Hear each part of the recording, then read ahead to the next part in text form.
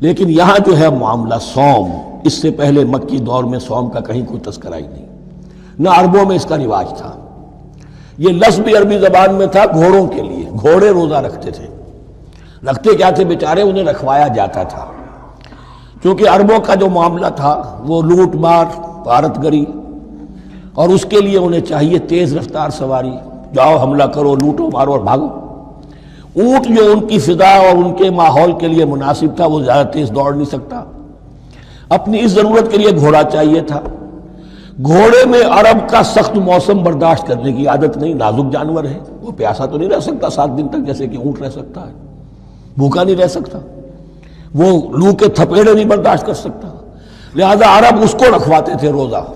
کھانا پینا بند کیا اور اس کے جو ہے منہ کر کے کھڑے ہو گئے جب گرم تیز ہوا چل رہی ہے، خود تو اپنے آپ کو لپیٹ لیا اپنے گھتنے میں، غترہ کہلاتا ہے وہ جو بھی کپڑا اوپر ہوتا ہے، اور وہ اس گھوڑے کو جو ہے وہ ساری آگ اس پر برس رہی ہے تاکہ اس میں عادت پیدا ہو جائے جھیلنے کی، برداشت کرنے کی۔ تو جنگ کے موقع پر کہیں یہ دغا نہ دے جائے، اگر یہ ہمت ہار گیا تو اس کا تو کیا کیا جائے گا، تو اصل میں سوار ہے جو مارا گیا۔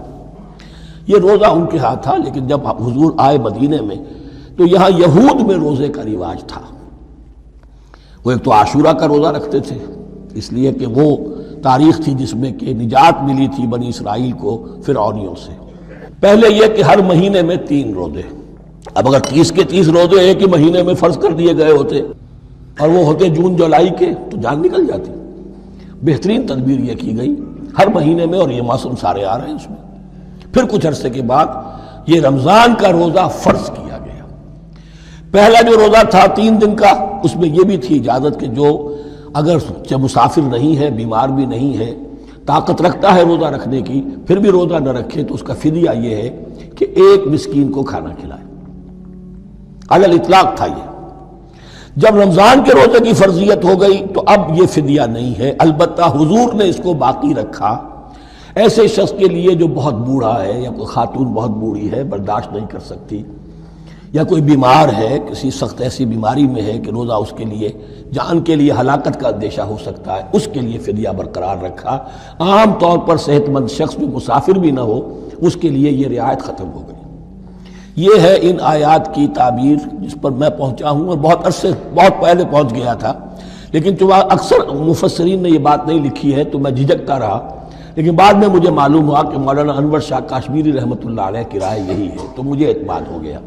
اور پھر مجھے اس کا ذکر جو ہے یہ تفسیر کبیر میں امام راضی کے ہاں بھی مل گیا کہ متقدمین کے ہاں یہ رائے موجود تھی کہ پہلی 2 آیتیں جو ہیں اس روزے سے متعلق یہ رمضان کے روزے سے متعلق نہیں ہیں، بلکہ وہ 3 ہر مہینے کی 13، 14 اور 15 ایام 20 کے روزے حضور نے بعد بھی رکھے ہیں نفلاً، لیکن شروع میں یہ 3 روزے رکھنے کا حکم دیا گیا تھا۔ پہلی 2 آیتیں اس 6 آیتوں پر مشتمل رکوع، اور یہ ایک عجیب مقام ہے۔ قرآن مجید کے احکام بہت دفعہ ہے، نماز کے احکام قرآن میں بہت دفعہ ہیں، کہیں وضو کا ہے، کہیں تیمم کا ہے، کہیں اور نماز خوف کا ہے، مختلف جگہوں پر، لیکن صوم کی عبادت پر یہ 6 آیات کامل ہیں، مکمل ہیں، اس کی حکمت، اس کی غرض و غایت، اس کے احکام سب کے سب اس میں آ گئے۔ اب پہلی 2 آیتیں کون سی ہیں؟ یا ایھا الذین آمنوا کتب علیکم الصیام کما کتب علی الذین من قبلکم لعلکم تتقون، اے ایمان والو تم پر بھی فرض کیا گیا روزہ رکھنا جیسے کہ فرض کیا گیا تھا تم سے پہلوں پر، تاکہ تمہارے اندر تقوی پیدا ہو جائے۔ وہ جنگ کے لیے کرواتے تھے گھوڑوں کو تیار، تمہیں تقوی کے لیے اپنے آپ کو تیار کرنا ہے، بھوک کو قابو میں رکھ سکو، شہوت کو قابو میں رکھ سکو، پیاس کو برداشت کر سکو۔ اللہ کی راہ میں جنگ کے لیے تمہیں نکلنا ہوگا، اس میں بھوک بھی آئے گی، پیاس بھی آئے گی، اپنے آپ کو تیار کرو جہاد کے لیے۔ اور یہ بات واضح ہو جائے گی، اگلے رکوع سے قتال کی بحث شروع ہو جائے گی۔ روزے کی یہ گفتگو ہو رہی ہے تمہیداً قتال کے لیے، جیسے گھوڑوں کو تیار کیا جاتا تھا، صوم رکھوایا جاتا تھا قتال کے لیے۔ ایام معدودات، گنتی کے چند دن ہیں، یہ گویا کہ ثبوت ہے اس کا کہ یہ 2-3 دن سے زیادہ، معدود جو ہے وہ عربی زبان میں 9 سے زیادہ نہیں ہو سکتا۔ معدودہ جب آئے گا، ایام معدودات، یہ جمع جو ہے جمع قلت کہلاتی ہے، معدودات، معدودہ بڑی سے بڑی رقم ہو سکتی ہے، لیکن معدودات جمع قلت ہے۔ گنتی کے چند روز ہیں. فمن کان منکم مریضا، ان میں بھی یہ رعایت ہے کہ جو تم میں سے بیمار ہو او علی سفر، یا سفر پر ہو، فعدۃ من ایام اخر، تو وہ تعداد پوری کر لے دوسرے دنوں میں. وعلی الذین یطیقونہ، اور جو اس کی طاقت رکھتے ہوں، فدیۃ طعام مسکین، وہ فدیہ دیں ایک مسکین کا کھانا کھلانا. ان آیات کی تفسیر میں جیسا کہ میں نے عرض کیا مفسرین کے بہت سے اقوال ہیں، اب میں اس کی بحث میں نہیں جا سکتا. جو میں نے اپنے مطالعے کے بعد رائے قائم کی ہے میں صرف وہی بیان کر رہا ہوں کہ اس وقت، اور یہ امام راضی کے الفاظ ہیں کہ یہ فرضیت الگ تعیین نہیں تھی بلکہ الگ تخییر تھی. فرض تو ہے روزہ، لیکن اس کا بدل بھی دیا جا رہا ہے، اگر تم نہیں رکھنا چاہتے تو تم ایک مسکین کو کھانا کھلا دو. تو گویا کہ تدریجاً انہیں لانا تھا، چونکہ اس بات کے وہ پہلے سے عادی نہیں تھے. فمن تطوع خیرا فهو خیر اللہ، اور جو اپنی جی سے اپنی مرضی سے خیر کرنا چاہے تو اس کے لیے خیر ہے، روزہ بھی رکھے اور مسکین کو کھانا بھی کھلائے، دونوں کام کرے، تو اس میں کوئی رکاوٹ تو نہیں، اس کے لیے بہتر ہوگا. وان تصوموا، اور دیکھو اگر روزہ رکھو، خیر لکم ان کنتم تعلمون، یہ تمہارے لیے بہتر ہے اگر تم جانو. اب یہاں بھی ایک طرح کی رعایت کا انداز ہے. اب آ رہی ہیں دو آیتیں جو خاص رمضان کے روزے سے متعلق ہیں، حکمت اور غرض و غایت. پھر ایک آیت طویل آئے گی احکام، اور پھر ایک آیت آئے گی لٹمس ٹیسٹ. یہ 6 آیتیں. شہر رمضان الذی انزل فیہ القرآن، رمضان کا مہینہ وہ ہے جس میں قرآن نازل کیا گیا. ھدی للناس وبینات من الھدی والفرقان، لوگوں کے لیے ہدایت اور ہدایت کے بھی روشن بینات باتیں، والفرقان اور حق و باطل میں فرق کر دینے والی چیز. فمن شہد منکم الشہر، تو جو کوئی بھی پائے اس مہینے کو، یا جو شخص بھی مقیم ہو اس مہینے میں، مسافر نہ ہو، فلیصم، اس پر لازم ہے کہ روزہ رکھے. اب وہ وجوب علی التخییر ختم ہو گیا، اب وجوب علی التعیین، اب یہ لازم ہے، یہ رکھنا ہے.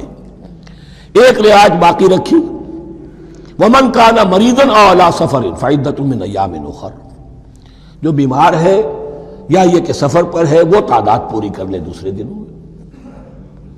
یرید اللہ بکم الیسر ولا یرید بکم العسر، اللہ تمہارے ساتھ آسانی چاہتا ہے، سختی نہیں چاہتا.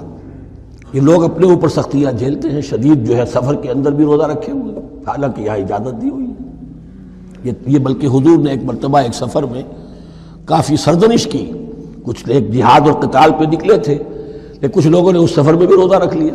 نتیجہ یہ ہوا کہ سفر کے بعد جہاں منزل میں اب جا کر خیمے لگانے تھے وہ نڈھال ہو کر گر گئے. جن لوگوں کا روزہ نہیں تھا انہوں نے پھر وہ خیمے لگائے، منزل کا کام کیا.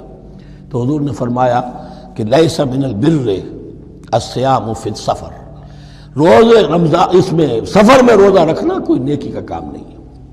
لیکن ہمارا تصور اور ہے، 105 بخار چڑھا ہوا ہے، روزہ نہیں کھولوں گا، میں روزہ تو میں نے رکھا ہوا ہے، یا روزہ تو میں نہیں چھوڑوں گا. حالانکہ جہاں رعایت اللہ کی ہے اس رعایت سے فائدہ نہ اٹھانا ایک طرح کا کفران نعمت ہے. وَلِتُكْمِلُوا الْعِدَّةَ، لیکن تمہیں عدت اور تعداد اب پوری کرنی ہوگی. وہ جو تھی ایک رعایت کہ فدیہ دے کر فارغ ہو جاؤ، وہ نہیں ہے. وَلِتُكَبِّرُوا اللَّهَ عَلَىٰ مَا هَدَاكُمْ، اور تاکہ تم تکبیر کرو اللہ کی اس پر کہ جو اس نے ہدایت تمہیں عطا فرمائی. وَلَعَلَّكُمْ تَشْكُرُونَ، اور تاکہ تم شکر کر سکو اس نعمت عظمیٰ کا جو قرآن حکیم کی شکل میں تمہیں دی گئی ہے. اس موضوع پر میرا کتابچہ عظمت صوم اور عظمت صیام و قیام قرآن، اس میں یہ سارے مضامین تفصیل سے آئے ہیں. کیا حکمت ہے، کیا غرض و غایت ہے، کیا مقصد ہے، اور آخری منزل کیا ہے. وَإِذَا سَأَلَكَ عِبَادِي عَنِّي فَإِنِّي قَرِيبٌ. مطلوب تو یہ ہے کہ تمہارا جو یہ جسم حیوانی ہے یہ کچھ کمزور پڑے، روح ربانی جو تم میں پھونکی گئی ہے اسے تقویت حاصل ہو. دن میں روزہ رکھو، اس حیوانی وجود کو ذرا کمزور کرو، دباؤ اس کے تقاضوں کو. رات کو کھڑے ہو جاؤ، اللہ کا کلام سنو اور پڑھو، تاکہ تمہاری روح کی آبیاری ہو، اس پر حیات، آب حیات کا ترشح ہو. نتیجہ کیا نکلے گا؟ تمہارے اپنے اندر سے ایک پیاس ابھرے گی. وَإِذَا سَأَلَكَ عِبَادِي عَنِّي فَإِنِّي قَرِيبٌ، تقرب الی اللہ کا جذبہ پیدا ہوگا. تو اے نبی، جب میرے بندے، ایسے بندے آپ سے میرے بارے میں سوال کریں، ان کو بتا دیجئے میں قریب ہوں، دور نہیں ہوں.